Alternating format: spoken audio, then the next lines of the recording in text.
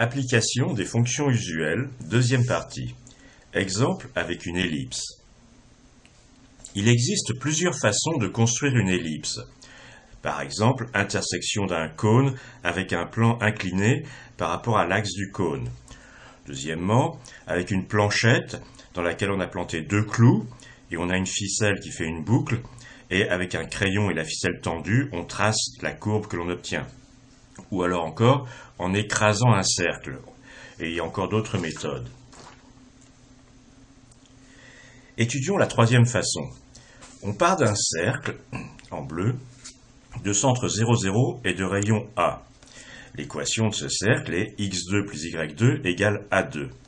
Et ensuite, à tout point sur le cercle, xy, on va faire correspondre le point qui a le même abscisse x et l'ordonnée y égale b sur a, y. Donc ici, on avait un premier point et on lui fait correspondre ce point-ci. Alors, les points x, y de la courbe rouge satisfont l'équation x2 plus a2 sur b2, y2 égale a2, puisque en remultipliant leurs ordonnées, on obtient l'ordonnée d'un point sur le cercle bleu, et donc on a x2 plus a sur b, y au carré égale a2. Et alors ceci, en divisant par a2, ça donne x2 sur a2 plus y2 sur b2 égale 1, ce qui s'appelle l'équation canonique d'une ellipse. Maintenant, regardons la tangente à un cercle. Soit M, un point sur le cercle, de coordonnées alpha 0, bêta 0. La tangente en M a pour équation x alpha 0 plus y bêta 0 égale A2, car elle a pour pente moins alpha 0 sur bêta 0, et puis elle passe par M. Alors pourquoi elle a pour pente moins alpha 0 sur bêta 0? Eh bien, ce vecteur-ci, il a pour coordonnées alpha 0, bêta 0. Donc maintenant, quand je me déplace sur la droite, par exemple, de bêta 0 en horizontal, eh bien je baisse de alpha 0, c'est-à-dire moins alpha 0, en vertical. Donc la pente de cette droite est bien moins alpha 0 sur bêta 0. En effet, quand je me déplace, comme je viens de le dire, c'est aussi une conséquence immédiate des propriétés du produit scalaire de deux vecteurs, mais ça c'est une chose qu'on étudiera en classe de première. La tangente au cercle se transforme en une tangente à l'ellipse d'équation x alpha sur A2 plus y bêta sur B2 égale 1 où P est le point de coordonnées alpha bêta, c'est-à-dire le transformé de M. En effet, la tangente T0 au cercle a pour équation y égale moins alpha 0 sur bêta 0 x plus A2 sur bêta 0, on vient de le voir. Donc les points T en vert satisfont la même équation, mais on a remplacé l'ordonnée y par a sur b, y, pour repasser à m.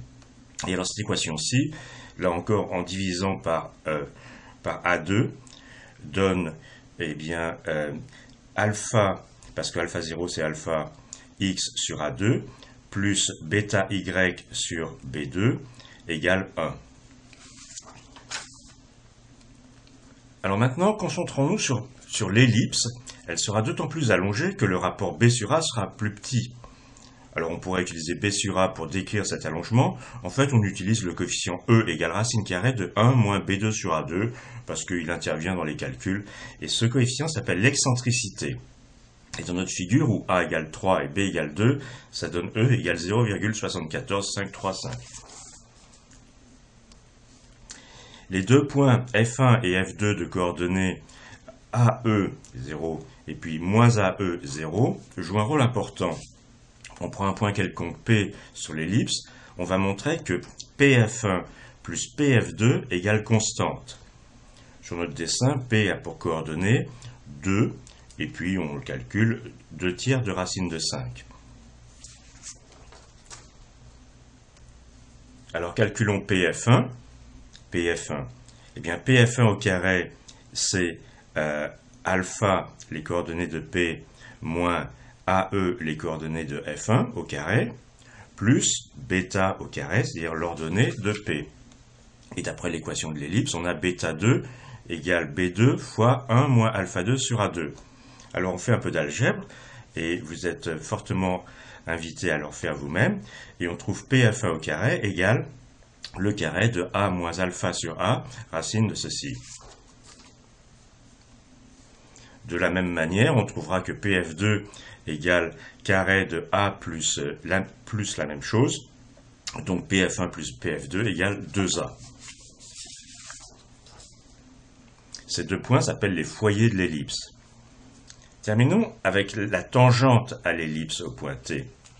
Alors, elle a pour équation, on a vu A alpha x sur A2 plus bêta y sur B2 égale 1. Et regardons le point Q, qui est l'intersection de cette tangente avec l'axe des x. Il a pour coordonnées, eh bien, x égale A2 sur alpha, et puis y égale 0. Et on va s'intéresser aux angles ici. On va appeler phi l'angle en Q. Θ1, l'angle F1PQ, et θ2, je ne l'ai pas dessiné sur la figure, mais θ2 c'est F2PQ. Et on va montrer que ces deux angles θ1 et θ2 sont complémentaires à 180 degrés. Et donc ça veut dire que celui-ci est égal à θ1. Et ça a pour conséquence qu'un rayon qui part de F1 tape contre l'ellipse va se réfléchir en F2. Donc on veut montrer que θ1 et θ3 sont égaux. On va utiliser la propriété que dans n'importe quel triangle ABC, avec les côtés petit a, petit b, petit c, on a sinus A sur A égale sinus B sur B égale sinus C sur C. On l'a vu en 5e ou en 4e. Alors, dans ce triangle-ci, P, Q, F1, on a sinus θ1 sur F1Q égale sinus phi sur PF1. Et dans le triangle F2PQ, on a sinus θ2 divisé par F2Q égale sinus phi divisé par PF2. Et sinus phi égale sinus phi. Donc si je multiplie ici par F1Q et si je multiplie ici par F2Q et que je montre que F1Q divisé par PF1 égale F2Q divisé par PF2, comme ici et là ils sont multipliés par sinus phi, eh bien j'aurais démontré que sinus θ1 égale sinus θ2, sinus θ1 égale sinus θ2. Et on se rappelle que deux angles qui ont le même sinus sont soit égaux, soit complémentaires à 180 degrés. Donc on veut montrer, en ayant remultiplié en haut et en bas l'équation précédente, que A2 sur alpha moins AE fois A plus c'est A fois alpha sur A racine carrée de A2 moins B2 est égal à A2 sur alpha plus AE fois A moins alpha sur A racine carrée de A2 moins B2. Alors, si cette identité est vraie seulement si cette identité-ci est vraie, en développant, on réduit et ça devient AE, est-ce que c'est égal à racine carrée de A2 moins B2? Et la réponse est oui, puisque E est égal à racine carrée de 1 moins B2 sur A2. Donc, ce qu'il fallait démontrer. En d'autres termes, dans une ellipse, les rayons qui partent d'un foyer se réfléchissent et vont vers l'autre foyer. Ça a une application physique. Dans une très grande pièce ovale, par exemple, une personne qui est placée ou située au foyer F1 peut entendre très bien une conversation à voix basse entre deux personnes situées ou placées au foyer F2.